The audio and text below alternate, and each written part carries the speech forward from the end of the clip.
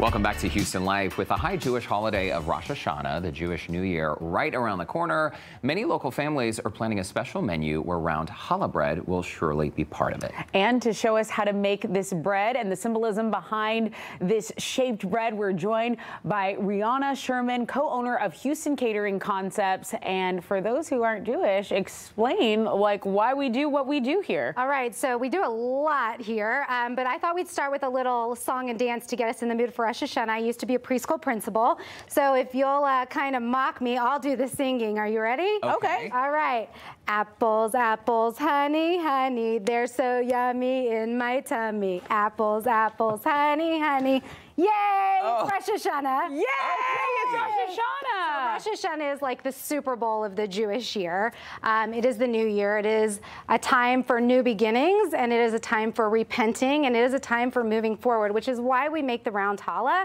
It is in a round, symbolizing no beginning and no end. Oh, okay. So, And we also see other shapes, though. I mean, you can see the braided type that's long, more like a baguette shape, right? Correct. But the symbolism, specifically round, is for Rosh Hashanah. correct. So for Rosh Hashanah, we do round challahs, symbolizing that no beginning, no end. Every other time of the year, it is that braided challah that you're referring to. Okay. 100%. So today, we've already mixed the ingredients, which we'll show on the screen later for you guys in our recipe, but we've already mixed the ingredients, and y'all are gonna take a strand of challah here. Okay. And we are gonna start just kind of, I'm gonna come over here, and we're just gonna start in the middle. Okay. And roll it out and kind of move towards the end. So no rolling pin Stretching it. required. No huh? rolling pin required. Okay. And you're gonna stretch it as you roll. So start in the middle, Okay. move to the end, And until we're about 2 feet long. Riana, Oh, wow. the dough recipe as well that we'll have on our website, HoustonLife.tv later. How easy really is it to make the bread dough? Because this might seem daunting for someone who's never done it. So it is daunting. Once you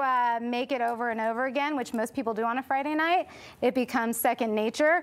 For me, who just goes to the bagel shop and buys it myself. That's a good hack. Yes, I do not make it often, so it is very challenging for me. But if you make it all the time, then it becomes second nature to you if you are a baker. Okay, and there are the ingredients right there on your screen. A lot of people probably have these at home, maybe not the yeast, but you can pick that up and give it a go. Why not? All right, so once we are rolled out. How do you know when you're rolled all the way out, Riana? So when you're about 2 feet, 2.5, 2 feet, Okay.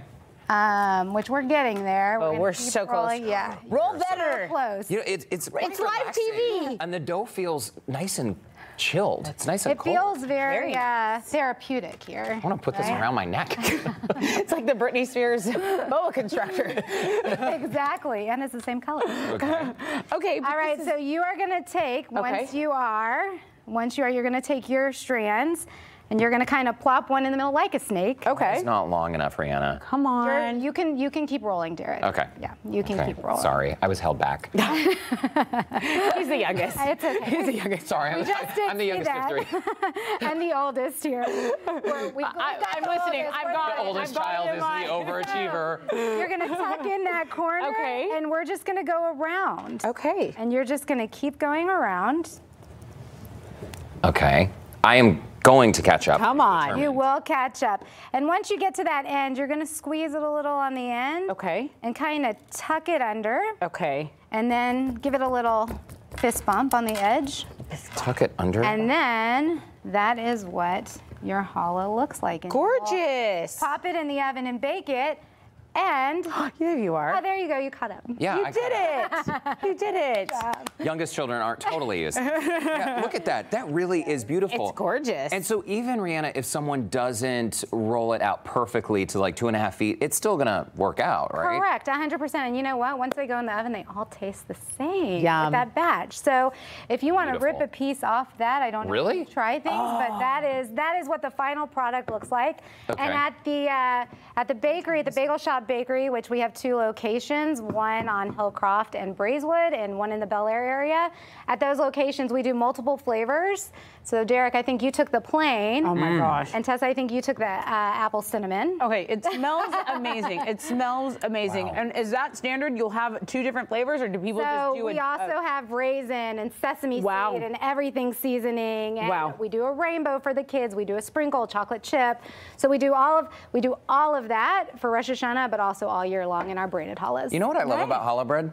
You don't need anything else with it. No. You don't need butter, you don't need jam. Traditionally, how do people eat it then for the holiday? So traditionally, I'm glad you asked, we dip it in honey, and there's a very big significance with honey for the new year. It is to symbolize the sweetness of the year. So apples and honey, again, the apple is that round shape, same with the challah. Yeah. Signifies no beginning, no end. But also with the honey, it adds that sweetness, wishing everybody a sweet new year. Wow, that's such a nice concept. Yeah, it is a beautiful concept.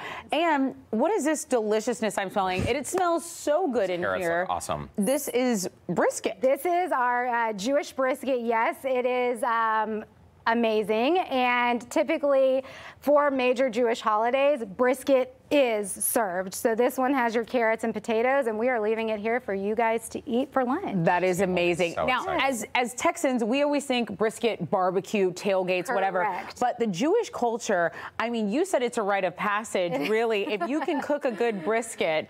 You are in. You are solid. So what if you can't cook a great brisket? You're still solid. You're still okay. We welcome You're still in. New beginnings. Yes.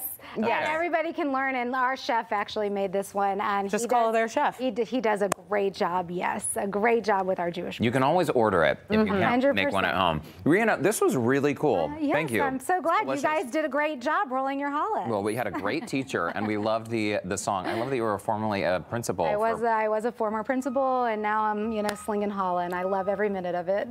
Okay. Can we do the song one more time? Sure. I think Yeah, let's do it. Apples, apples, honey, honey, they're so yummy in my tummy. Apples, apples, honey, honey, yay! It's Rosh Hashanah. It's Rosh Hashanah. It's the Macarena That was great. in a way we never thought possible. It Wonderful. can go in many directions. Wonderful. Thank you, Riana. Thank you so much for having us. Also, I want to say this, we do a lot of cooking, and some of the recipes are very intimidating, but so simple. So simple. The ingredients are so simple. That was actually very fun. So if you want to give it a try at home, highly recommend. Very non-intimidating. Riana, thanks again. Happy Rosh Hashanah. Thank you very much. And a reminder that complete challah bread recipe will be on our website. You can also connect with Riana's catering company. Our website is HoustonLife.tv.